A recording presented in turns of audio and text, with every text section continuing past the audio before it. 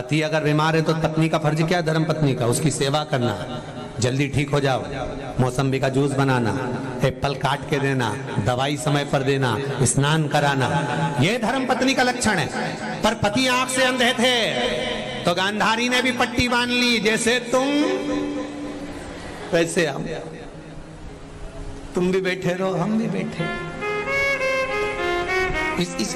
इसको धर्म पत्नी कहेंगे?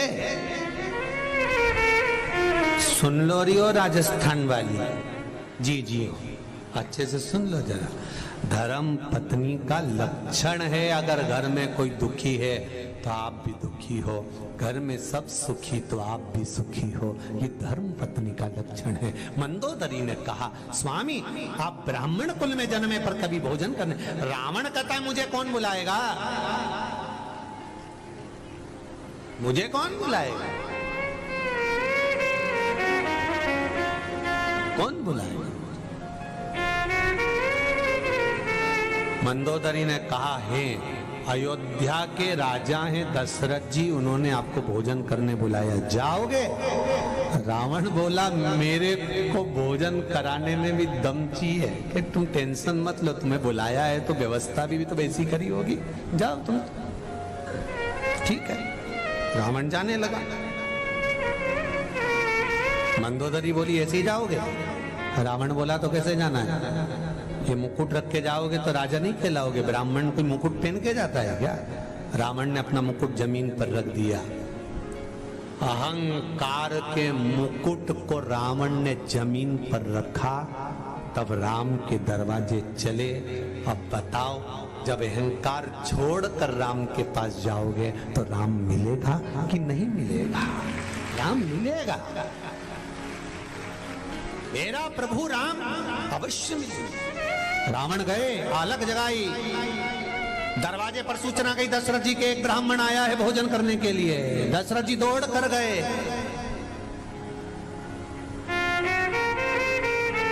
दौड़ कर गए,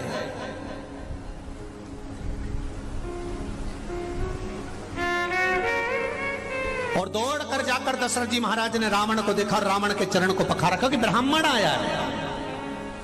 अब रावण के चरण को दशरथ जी पखार रहे हैं। जब रावण के चरण को दशरथ जी पखार रहे हैं तो राम जी एक झरोके में से देख रहे हैं कि मेरे पिता रावण के चरण पखार रहे हैं। जैसा पिता करता है बेटा वही की वही कार्य करता है, ये नियम है। एक गुरुजी आने वाले थे और माता पिता ने अपने बच्चों को समझा दिया था, सुनो शाम को गुरुजी आएंगे, प्रणाम करना हो, प्रणाम करना हो। ठीक है, शाम को गुरुजी आए, माँ ने कहा बेटे से चल प्रणाम करनी करना। माँ ने दो धर के दिया, गुरुजी है प्रणाम क्यों नहीं करता? रोने लगा बच्चा, बच्चा रोया। अब जब बच्चा रोया तो पिताजी आए, पिताजी ने कहा बेटा अपने गुरुजी है प्रणाम करो, नहीं करना। पिताजी ने भी दो धर के दिए। इतने में गुरुजी ने पूछा काय को मार रहे हो? कि प्रणाम नहीं कर रहा। तो गुरुजी बोले वो नहीं कर रहा तो मत करने दो, कम से कम तुम दोनों तो करो। अब माता पिता ने जैसे झुक के प्रणाम करा, बच्चे ने देखा तो बच्चे ने साष्टांग दंडवत करा, क्योंकि हम बदलेंगे युग बदलेगा, हम सुधरेंगे युग सुधरेगा। उन्होंने प्रणाम करा तो इन्हें पूरा करा। राम जी ने देख लिया दशरथ जी चरण धुला रहे हैं तो मुझे भी चरण धुलाना पड़ेगा। आज दशरथ जी ने धुलाए। जब रामेश्वर धाम की स्थापना हुई कोई विद्वान पंडित नहीं मिला, तब हनुमान जी लंकाधिपति रावण को लेकर आए थे और रावण ने पूजन कराई थी। जब रावण ने पूजन कराई तब राम जी ने रावण के चरण धोए तो रावण ने आशीर्वाद दिया, विजय भव। जैसे ही दिया विजय भव होने का आशीर्वाद, इतनी देर में तो हनुमान जी पास में खड़े तो उन्हें कोनी मार के कहा हार गया क्या?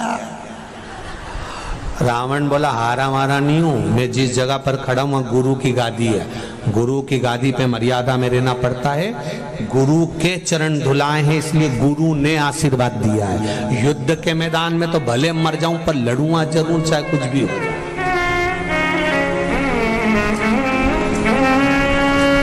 लड़ूंगा जरूर चाहे कुछ भी हो।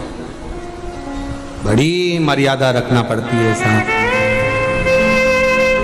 मंदिर में अगर पूजन कर रहे हो और खुद की धर्म पत्नी भी अगर दर्शन करने आई है तो जो आरती पूजन कर रहा होता है, भले वो ब्राह्मण हो, पंडित हो, पुजारी हो, उसको ये स्मरण करना पड़ता है कि यहाँ पर मेरी पत्नी नहीं खड़ी है, एक भगवान बालाजी का दर्शन करने के लिए एक दर्शनार्थी खड़ा है। उसे कोई मतलब नहीं। बेटा भी आया तो दर्शनार्थी है, पत्नी भी आई तो दर्शनार्थी है, पिता है तो दर्शनार्थी है। जब तक वो बालाजी सरकार के पास में है, जब तक वो बाबा के पास में है, जब तक वो परमात्मा के पास में है, तब तक वो बेटा नहीं, तब तक वो पति नहीं, तब तक वो 1008 संत श्री मोहनदास महाराज है।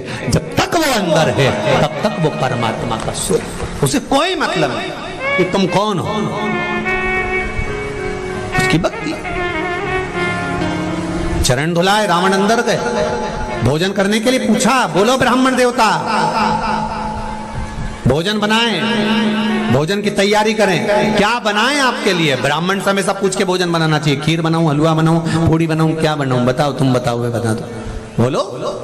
रावण ने कहा, एक शर्त पर भोजन करूंगा। क्या? भोजन अगर सीता बनाएगी तो करूंगा, नहीं तो नहीं करूंगा। अब जाकर सबने सीता जी से कहा, जानकी जी भोजन बनाओ। सीता जी बोली, मैं भोजन क्यों बनाऊं, अभी तो मेरे हाथ की मेहंदी नहीं छूटी है।